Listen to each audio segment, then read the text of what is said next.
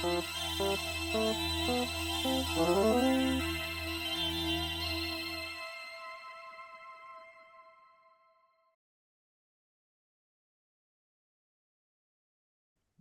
everybody. Thank you so much for joining us for this episode of Alien. It's so good to have you here listening to us. We are Astrobiology Lessons for Interdisciplinary Education Network. This is episode 3, History. Um, I am one of your co-hosts. My name is Ariel. I'm an undergraduate student at Arizona State University studying biomedical sciences and data science. Super interested in astrobiology, obviously. And I'm here with my co-host. Hello, I am Ava. I am also an undergrad student studying astrobiology and biological sciences. I am super interested in life in the universe, the origins of the universe, and astrobiology as a whole. And we are here we're so lucky to be here with Shelly Stearns. She's a social studies educator at Flagstaff High School in Flagstaff, Arizona. She teaches AP World History, Military History, and Government and Economics with a vibrant, infectious energy that students delight in. She specializes in a wide variety of history and civics fields from human conflicts to comparative government and has nearly 3 decades of teaching experience. In 2013 and 2016, she was awarded the Flynn Foundation Distinguished Educator Award. She founded and sponsors the Flagstaff High School Chicks Club, which focuses on community service, and is a long-term sponsor of Imprints of Honor, through which students conduct interviews with veterans to preserve their stories. So we're very happy to have you, Ms. Stearns. Thank you for having me. I'm excited about this. This is something new. Awesome. Okay, we can get started. Alrighty, so the first question that we have for you today is essentially, in a nutshell, how does history define our future? It's interesting that you bring that up. I always start each year with the fact that history is never ending and ever changing because we are an imperfect science. What we think we know, we find new evidence of. What we have evidence of, we look at in different lenses. And history has literally changed since I started teaching a little less than 3 decades ago. And so that's how it can continue to define our future. It's the study of history that actually makes us human. It gives us the skills to understand human relationships and human patterns and teaches us how we've made decisions in the past, be they really good decisions or some poor ones that I'd like to stop that cycle of at some point. Yeah, that's definitely, when we do think about future exploration or just kind of like what might happen, we always want to think about the mistakes that we've made and how to fix them. And I've always thought that's definitely like probably the main use of learning history and why, I mean, I think everybody should definitely learn history. I kind of dread like a time where people are sort of like divided into like science and then humanities, and only humanities people learn history or about cultures or anything. Oh, you're muted. Well, I'm just making, I didn't want to interrupt you, so I was just doing some hand gestures. You're good. Yeah, no, I agree with this. No, Um, yeah, I feel like both of you guys have made very valid points with this. I feel like history is a very fluid subject. It grows along with time. So it's an ever-evolving subject, and it's something that should always be continuously studied as it's like completely ever-changing, just like science is. Science is always evolving. It's always changing, but so is history. And I feel like that's just a very important factor we have to take into account. And Ariel, I also dread a time where the scientific fields and humanities fields are completely divided, so they don't take into account how important humanities are to the scientific field. It's just a scary time if that would ever happen. yeah, totally. And like when we do think of the future, like our club is so focused on, what could happen in the future, but we have to look to the past to even think about the future. And I think that's why, like, in almost all of my science courses at university, like we start off with a little bit of a history lesson. So like for genetics, we're like, okay, who was Gregor Mendel and how did he do his famous like pea plant experiments? Or just, Mhm. Rosalind Franklin and all these people that contributed to the knowledge we have today. Like science is totally built off the shoulders of so many people that came before us. And then we can kind of see, oh, what did their experiments look like So how can our experiments sort of, become better from knowing that? So Mm. yeah, totally. Completely agree. Well, that kind of like leads in nicely to the next question, which is how do humans or why do humans naturally seem to turn against each other? And this is sort of inspired by a movie that I love, which is Contact, which Ava and I saw in our intro to astrobiology course, where people totally turn against each other in the event of first contact. But yeah, we'd love to hear about this. Well, foundationally, we as humans, we don't appreciate our differences.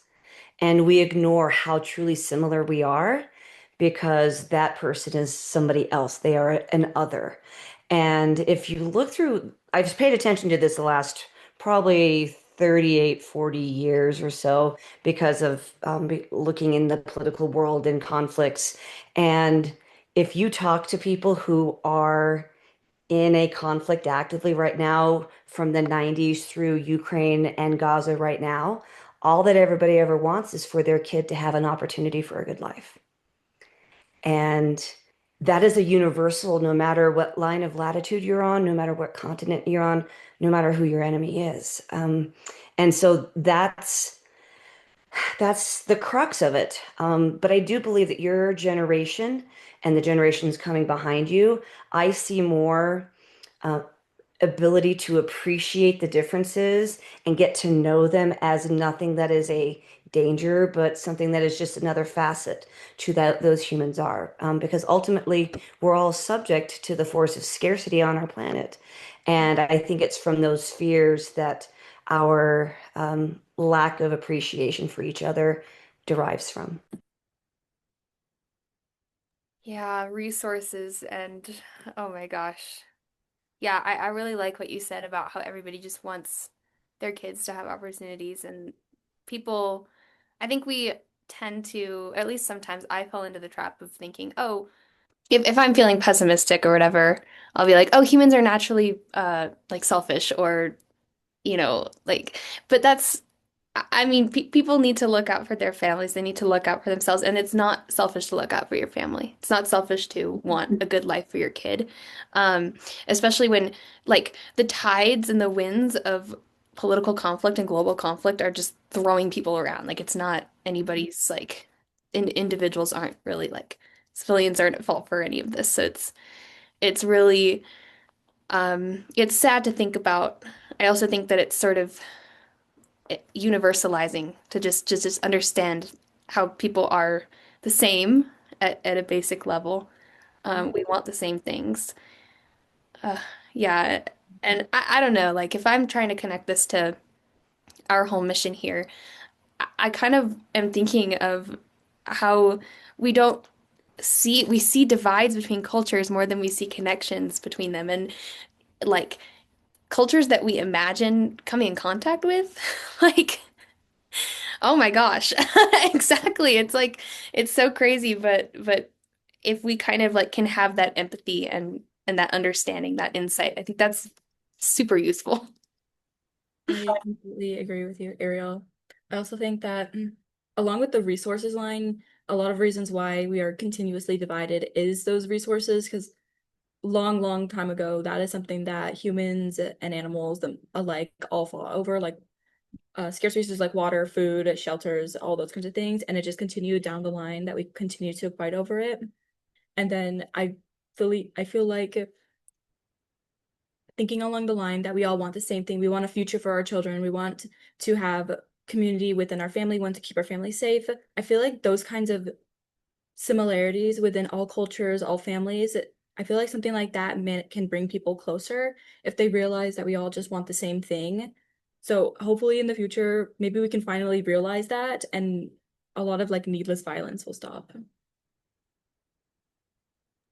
Yeah, me too. Me too. Also, yeah, it's hard, but it's good to I don't know, even just a statement as simple as the one you said, Miss Stearns, is so impactful and just again just throws into harsh relief the beauty of like learning history, especially as people with more impressionable minds, like as the teens that you teach. So it's really important. But yeah, Mhm. let's maybe go on to our next question. Perfect. Alrighty. So then in that case, the next question that we have for you today is how can groups with wildly different beliefs and principles reconcile their differences? And do you have any favorite historical instances of this? Okay. I thought about this one for a long time, and when you see the emergence of industrialization coming out of that, uh, major technological change is a concept called liberalism with a capital L. Doesn't have anything to do with Democrats. And what it sought to do, because humans were having to contact each other who would never even considered, like the Chinese and the Japanese were with the Italians and the Irish building the railroads here in the United States. And so from that liberalism, they seek to reconcile perspectives that are perceived as irreconcilable in order for us to live together peacefully. And there are three steps to this. The first step is tolerance. You don't have to be the same. You can't hate for basic differences. The second, and this is where we're falling short right now, um, an argument that is constructive. If you have differences of perspective, you can sit and have a civil and constructive conversation with one another that doesn't have to turn into yelling and all, I don't even know what's on social media right now. And lastly, and we've done this a couple of times, you have to be willing to then compromise, see where your differences are, see where your similarities are. What can you give up if they give up something else so that then you can move forward and continue to cultivate a working relationship? And that's kind of where I came from there. And, I don't know that we've done this very well, to be honest with you. And that might be my current pessimism.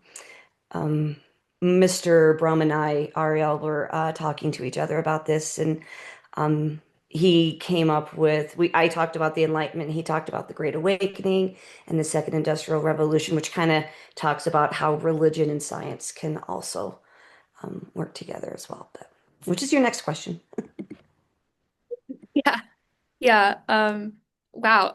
Okay, so I had like an ethics course, a data ethics course last fall, and we talked about how in order to have any sort of constructive argument, you need to first agree on what you're even arguing about.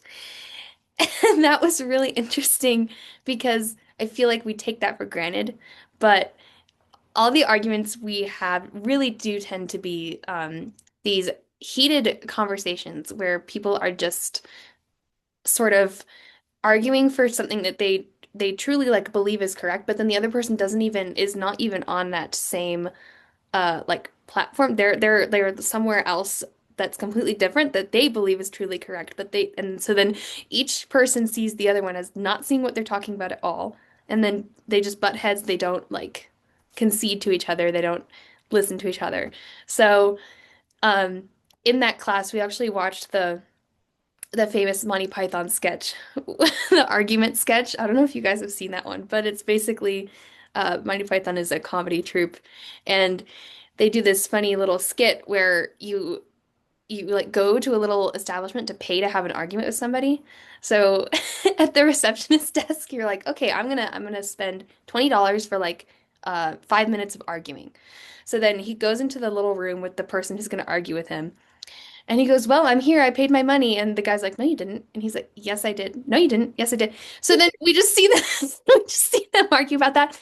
And then, the guy like presses a little bell. He's like, okay, next. And he's like, we're not done. Like, we didn't argue it. He's like, oh, we were arguing. So it's just sort of a nice little, I mean, it's always been really funny to me and ever since I was a kid, but I sort of realized in that class, oh, this is actually like, this could be really good social commentary because people just argue about things without knowing what it is they're arguing about. If we could settle on something that we are actually talking about, a through line, and sort of like connect to that as we go along, I think that could really help with discussions. And I know things are really heated politically right now everywhere, and just things are really crazy, and people aren't listening to each other at all, which is, it's dismaying. It's definitely contextual, but yeah, Ava, I don't know if you have anything to add to that. No, I was literally thinking about in the present day how everyone there is like no way for people to come to like a common ground right now in this, at least in this era right now. I always see like extreme divisions on both sides, extreme opinions on all sides of any kind of like argument. I can't see anyone coming to like a middle ground where we can like both agree on certain parts of a topic. There's always just like, no, you're wrong. Like you're completely wrong, or like you're wrong and you're completely wrong. There's just no like no good communication, no constructive argumentation. It's just a yelling back and forth. I don't see any constructive arguments in this day.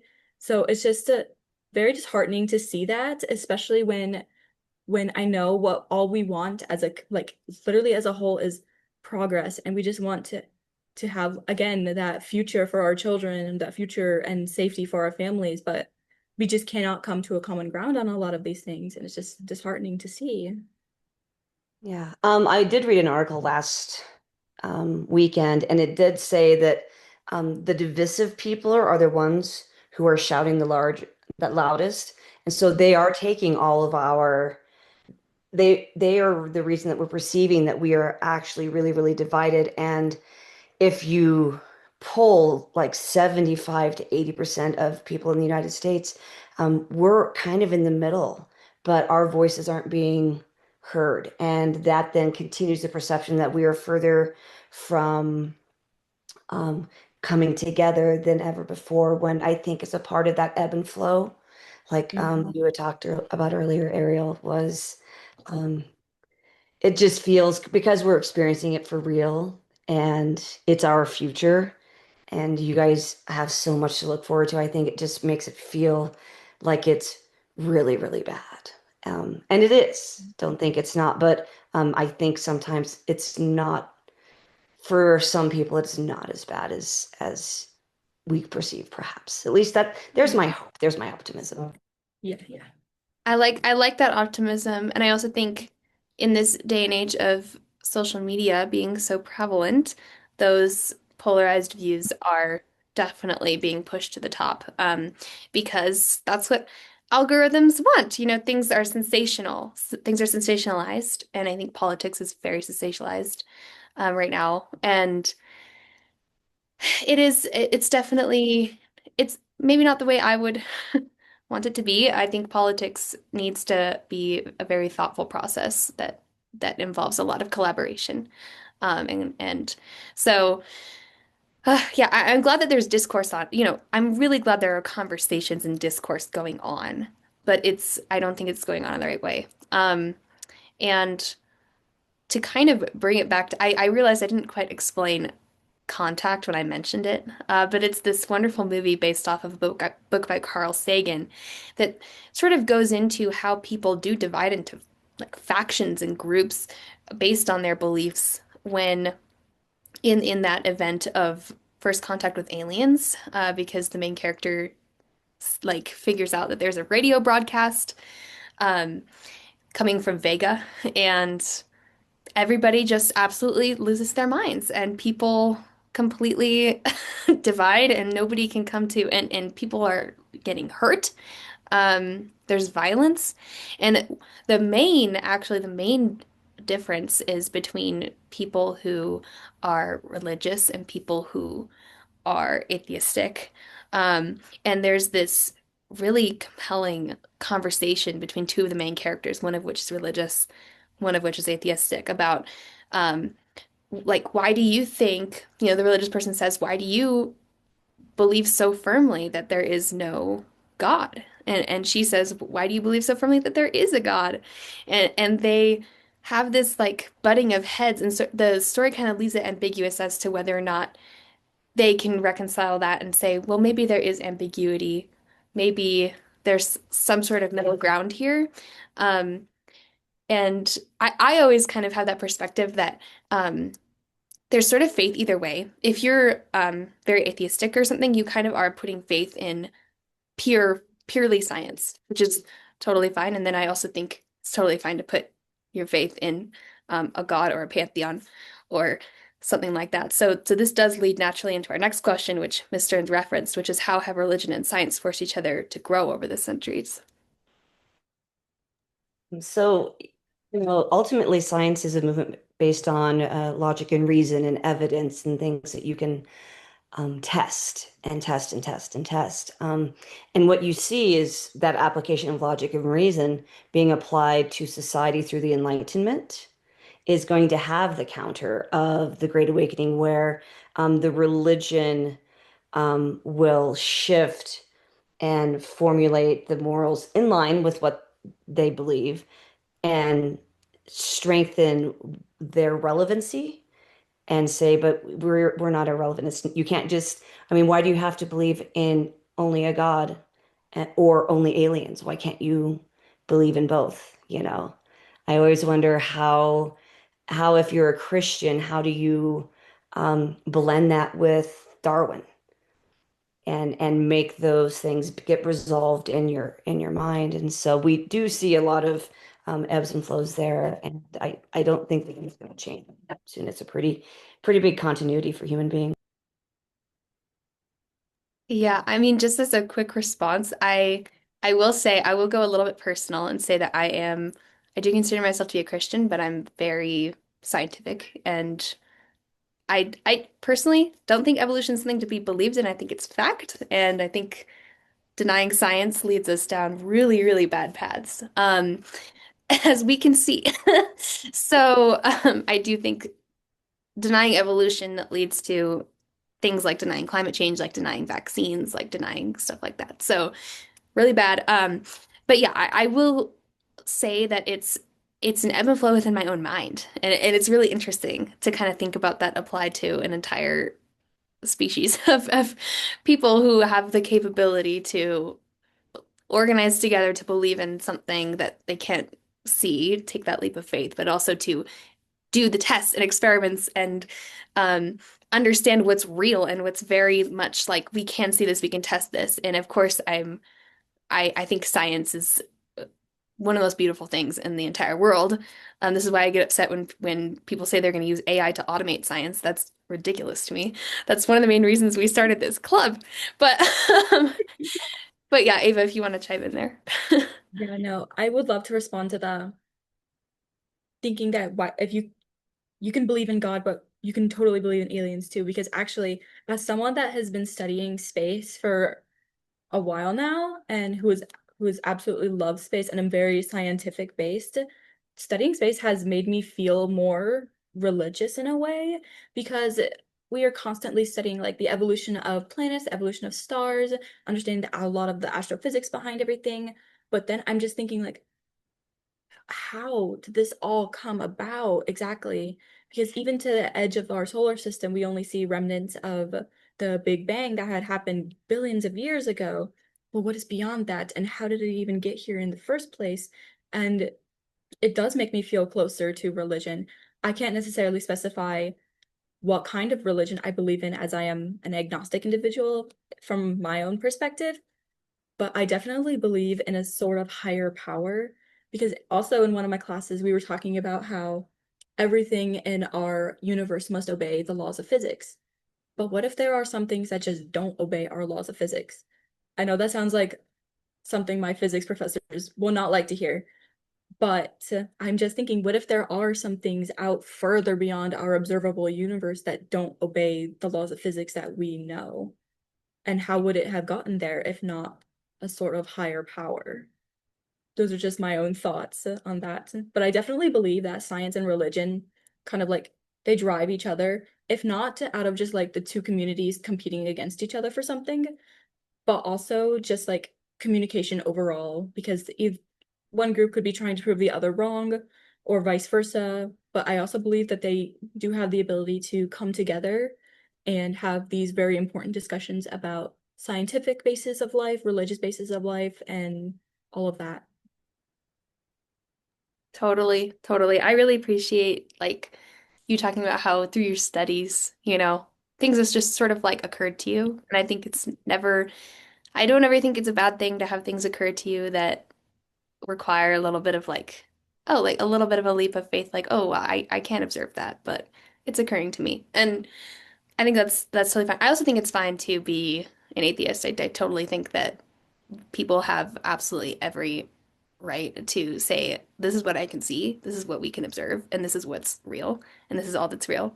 Um, and I do want to mention Occam's razor real quick, which is an interesting concept that is, saying that the simplest explanation is the best explanation, and there's no like it's sort of like just the way to kind of parse things down to the basics. Somebody who's very spiritual or religious might say the simplest explanation is that there's a God that created the universe. And then somebody who's atheistic might say, that's definitely not the simplest explanation. That's very much out there. So the simplest explanation is that maybe like there was a singularity that the Big Bang sort of was created from. So it's like super interesting to see how people have different perspectives on this and how science still comes into play in like lots of religions, like top, conversations about creation and stuff like that is really interesting. So, I could definitely talk about that forever. It's so fascinating. But I'll let us go on to the next question. And let me get that real quick. Alrighty, so the next question that we have for you today is, what are some of the main reasons that we can be hopeful about facing threats or explorative opportunities as a united human front in the future? Is there any specific historical evidence to support this? I don't think, and I hate not having specific evidence like, well, in this one instance, this happened and this happened and this happened, because oftentimes then those steps are reversed. And so was it really a time of unity, or was it just people fooling themselves? And so you look at the ebb and flow. I, we didn't even know that we were going to have this as a theme, but that's what history is. And if we choose to read the playbook of our past, there's going to be a pendulum swing, because that's just the way that these cycles and these patterns have happened for millennia. Um, I would like to think that threat to humans by somebody else that's not human would unite us together, because ultimately we all want the same things. But I don't know. So I really, man, I struggled with this one in particular. Sorry. No, that's totally all right. It's difficult. There's a book series I love called The Three Body Problem, which I will probably mention in more of these episodes because I really like it. But it's basically, oh, well, people realize that aliens are coming to literally destroy all of humanity, and everybody. It's quite different from contact, which I was talking about, which is where, oh, you just get a signal. You don't know if it's benevolent or malevolent or neutral. This is like, oh, these people are coming to take over our planet because their planet is dying. Um, and yeah, I mean, it sort of like splits into these. One group is like, oh, we are on the side of these aliens. We are going to kind of worship them as sort of like gods and try to see if they're going to allow us more chances to live because of that. And then people are like, no, we're going to stand up and fight. We're going to fight these aliens. And so rather than people, it's a little bit pessimistic because rather than people coming together, people really do split apart. But then in the second novel, there's sort of this idea of, oh, we're going to bring in all of our best minds from like all these countries and bring them together and see if they can come up with a solution. But because these aliens are so all-knowing, they have this technology that lets them sort of spy on any conversation. These people aren't allowed to have any contact with anybody. So they can't like talk about what they're thinking of, and they can ask for all the money that they need, all of the resources they need, all the manpower they need to build whatever they want.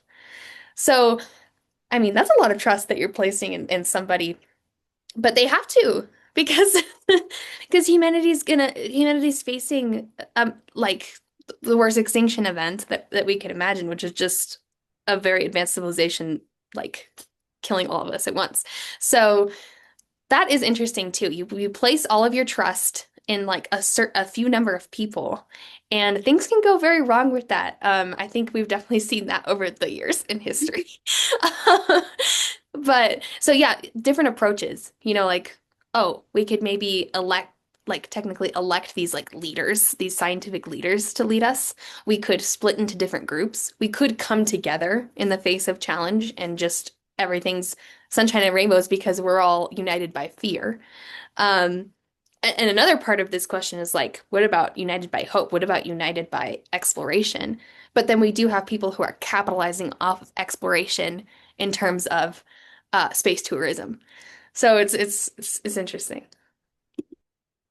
Well, and it seems like all of those innovations for space tourism aren't helping us get any deeper into what else is out there. Like you were saying, Ava, like because of scarcity, what are we missing out on by, not fully funding NASA and, things of this sort. So Exactly.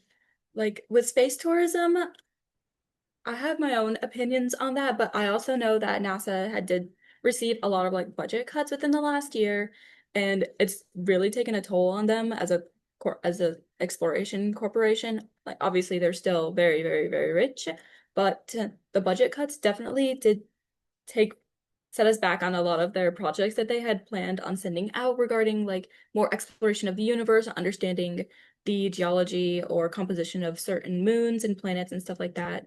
So I definitely believe that space tourism, maybe it's not a necessity, it's more of a want when it comes to utilizing resources.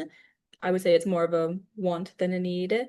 And then when it comes to uniting a front when faced with an extraterrestrial threat, assuming that it has malicious intentions, I do believe that we could come together and like face it. Like all of our divisions in our communities, the divisions that we're facing right now are heavily internalized, like with each other. But then when we have this external force that's going to come in and potentially create harm to us, I feel like that will turn everyone's attention to be like, oh, so we'll table this between us and we got to go deal with this now. And that's going to help unite us in a way. Obviously, there's going to be like mass fear, mass panic, especially if we're going based off of scientific movies, especially if anyone's ever seen War of the Worlds or something like that.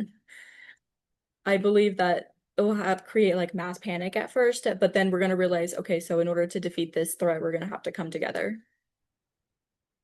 Yeah, I would hope so. I definitely so. I think like I think of myself as an optimistic person. I do have faith in humanity.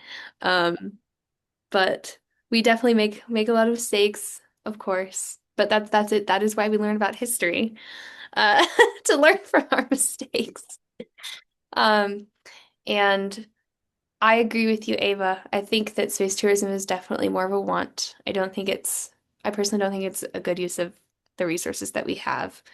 Um, Sometimes I wonder, I wondered like as a younger person, I've always loved learning about space and everything, but what is the benefit of space exploration when it comes to all these issues that we face here on the ground? Like all these like horrible issues. And it's still something I grapple with, but I think knowing more about our universe is very, very vital to just who we are as humans. I do prioritize like things that are hurting people here on Earth above thinking about space exploration. But I also want to recognize the validity of space exploration and the value of it. Not tourism, but exploration. Um, Yes. Understanding more about our place in the universe and seeing how small we are and possibly coming to better solutions via the innovation in scientific technology that sort of thrusts us forward in the space exploration sphere. I mean, think about the space race, like think about how people seem to be like so driven by this need to explore the unknown that we really do create really cool technologies. Mhm. Which is cool, like think it can go right in a way if we think about it like that. But and then of course like what we're trying to do here is foster the interdisciplinary collaboration of that, which I think is really important too. There's a lot of solutions that can be made by talking across those boundaries that we sort of that feel fairly artificial to me, but Mhm. yeah. Okay. Does anybody have any closing remarks? This is a great interview. No, yeah. I just want to say that I thought this interview itself was absolutely amazing. And Miss Stearns, I think you are very knowledgeable and very intelligent with your field, and you definitely brought a lot of unique topics to the table. Thank you so much.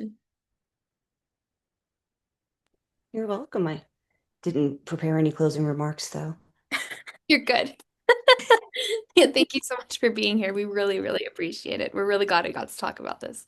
Right. It's just nice to see your where your studies are and where your perspectives are moving forward as someone who hasn't taken a science class in a very long time. It's just neat. So you guys sound like you were taking like the opportunity for your college education to do much more with than just, single out a job that you want to do for 20, 40 years and then don't think with, outside of it. So it's very cool. And I'm going to check out that Monty Python argument scene.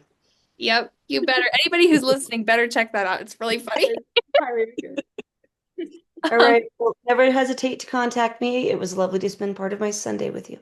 It Thank was you so much. our Sundays with you too. Bye. Bye.